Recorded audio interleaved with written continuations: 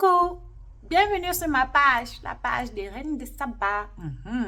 Ici, on parle de tout, mais surtout de Congo ça. Oui, on ne va pas chez les gens, on ne va pas cogner chez les gens pour savoir ce qui se passe chez eux. Non, on n'a pas le temps. On ne va pas regarder soulever leur matelas, soulever leur paillasson, regarder ce qu'ils cachent dans leur sac, encore moins dans leur culotte. On ne fait pas ça, on n'a pas le temps. On prend ce qui nous sert gracieusement sur la toile, on analyse et puis on dépose ici. Oui, oui, oui. Donc, asseyez-vous bien, serrez les ceintures et regardez la suite. Du pain ne vous viennent pas à l'idée. Même juste l'envie de sortir, pointer son nez pour prendre l'air ne vous vient pas à l'idée. Vous vous sentez comme un animal en cage. Vous voyez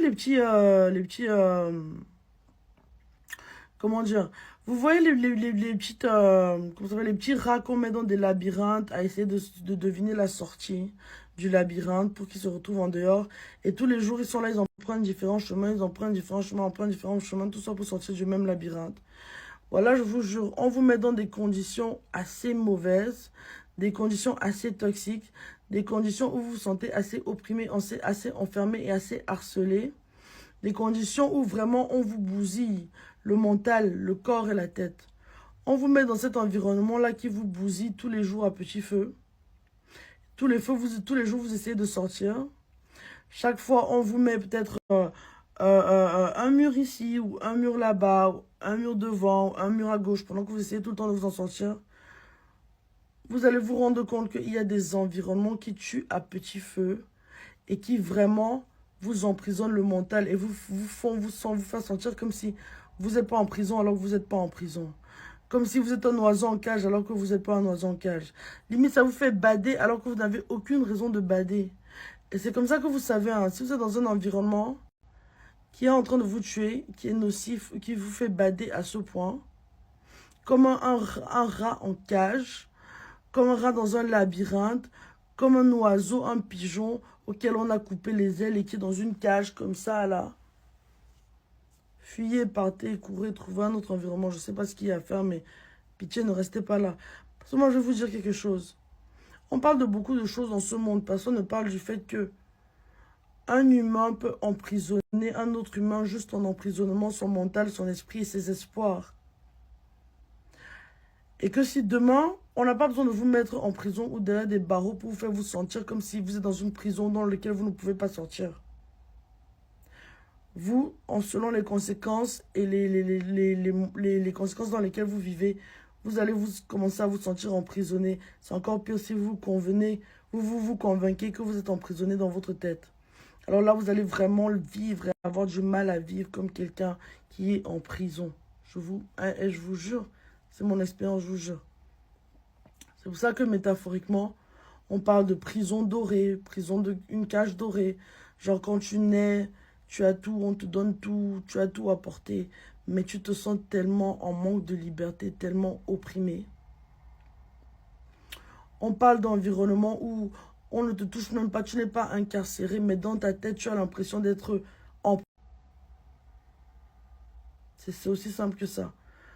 Donc aussi, faut pas se mettre en prison mentalement, même si parfois c'est l'environnement et les gens autour et les conditions dans lesquelles tu vis qui veut te mettre en prison.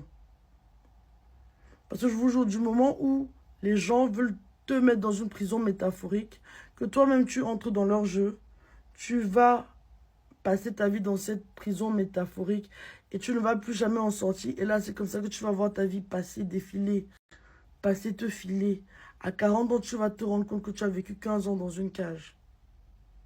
C'est comme ça que tu veux vivre ta vie. Donc si ça c'est ton signe, je m'en fous si tu vis chez tes parents, t'es pas content et tu as les moyens, quitte si tu as les moyens de prendre soin de toi-même.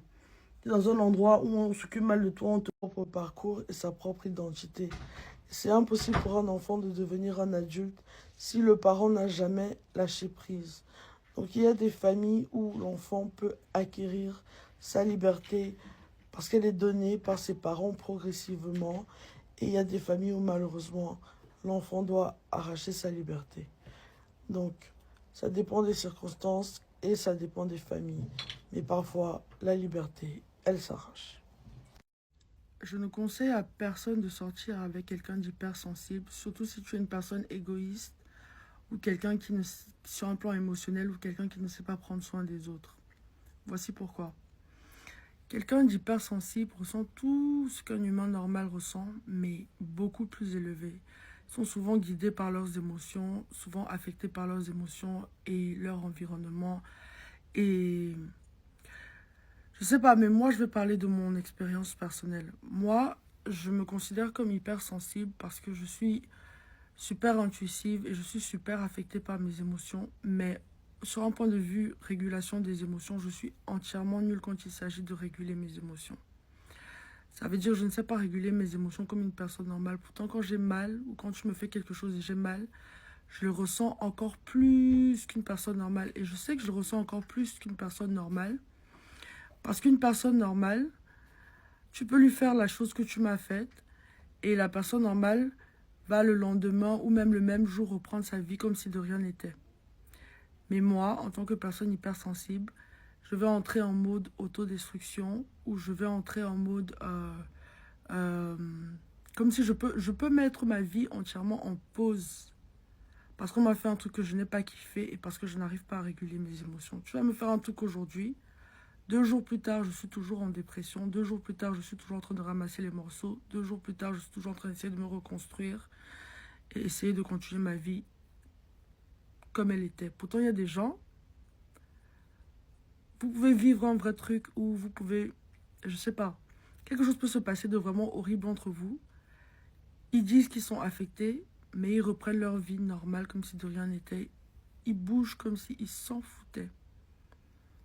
Et c'est juste, moi en tant que personne hypersensible, si je tiens à toi, et si tu me fais un truc vraiment qui m'affecte, c'est impossible pour moi. Il y a même des choses qui me mettent en mode autodestruction. Il y a des choses qui mettent ma vie en pause. Il suffit que tu fasses une chose vraiment bien placée pour que ça m'affecte à une échelle immense. C'est pour ça que je dis que je ne conseille à personne de sortir avec une personne hypersensible si tu ne sais pas ne pas te montrer égoïste et si tu n'es pas quelqu'un qui se soucie des sentiments des autres. Parce que l'hypersensible va toujours tout prendre à cœur et va toujours être affecté par tout ce que tu fais et va toujours être hyper affecté par les énergies, les ondes ou les problèmes que vous avez et vraiment extrêmement être affecté.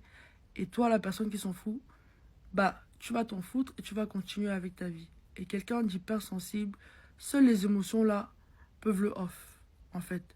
Et je pense pas que c'est, I don't think it's a fair game.